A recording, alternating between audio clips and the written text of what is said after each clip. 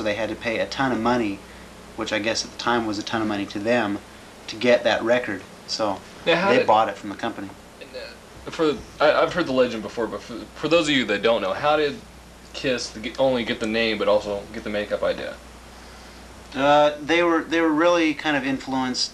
They had all taken a trip. The whole group went down, and they were trying to, just get ideas by natural influence from just seeing things. And they all went as a group to go see Alice Cooper at Madison Square Garden.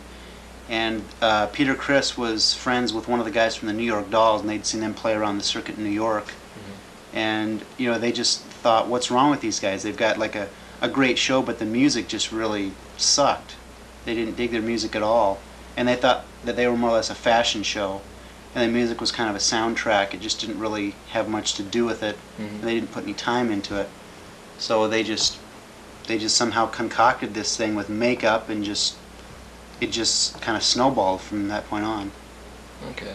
So, and then of course the legendary story of how they got the Kiss name. Yeah, supposedly one of the stories I've heard is they were like driving around in a cab. Wasn't Paul driving at the time? Paul was driving a cab. Before he quit his full-time job to be in Kiss, and they were discussing different names to come up with, and there was Crimson Harpoon. Crimson Harpoon. One of them was Fuck, and they said they would call the first album You. And I thought, there's no way they'd get an album released like that. Yeah. And they were kind of joking around, and Paul just said, "Well, what about Kiss?" Mm. And nobody laughed. I thought, well, that actually sounds pretty good. And as far as the logo itself, the lightning bolt S's, Ace came up with that. He was just drawing things for a logo, and they came up with that idea, and that stuck with him through all the years. Oh, amazing. Okay, well, let's go to another video. What do you guys have concert-wise? Should we show something from like... Sure Know Something. Sure Know Something, that sounds good. From the Dynasty album, '79, but this doesn't really sound disco-y because it's acoustic. It sounds pretty cool. I was surprised. It sounded really, really good. I remember the first time I saw the video for Sure Know Something, it was back in '79. They were on the Jerry Lewis Labor Day Telethon. Oh, man. They played that video. So here's the acoustic version. Okay, and then for regular video enjoyment, we're going to watch the Kiss ballad from the Revenge album. Yep. Every Time I Look at You. Every Time I Look at You. So we got that. We'll be back in a few with some more.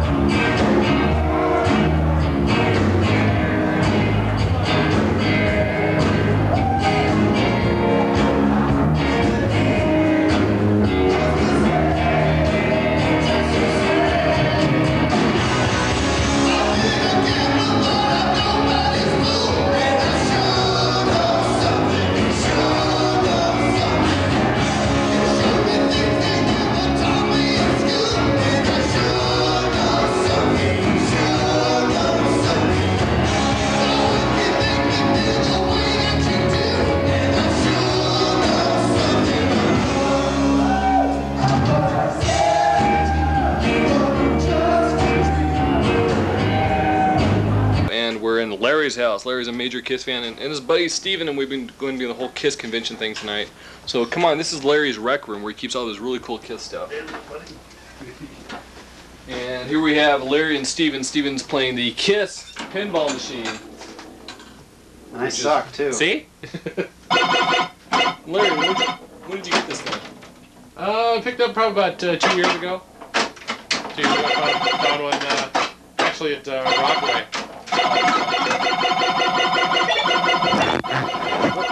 No! He died. So tell me about the machine.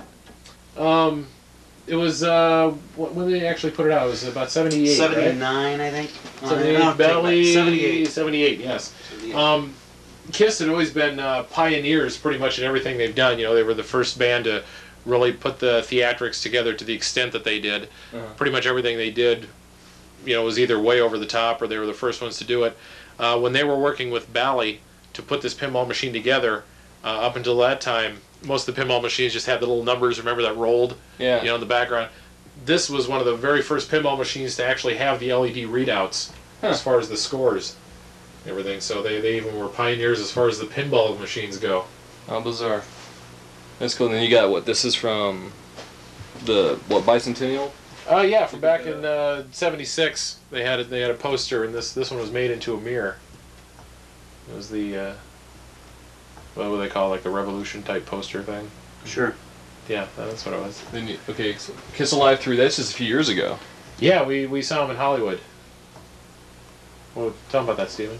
They had a party, kind of a release thing when Kiss Live 3 came out, and in certain cities, when you went and bought it, they would give you a pass to where they were going to have like a function to where they were having a release party for the Kiss video called Confidential. Mm-hmm. And they weren't coming to Phoenix, so we called a guy that we knew from the label and asked if we could get passes for the show in Los Angeles. And he said, if you're willing to drive, I'll get you the passes. So we got him and drove out there and got to meet him, get the old autograph schmooze type thing. It was sweet. neat. Just can't argue with that. Hollywood played him. Hey, why not? Why not?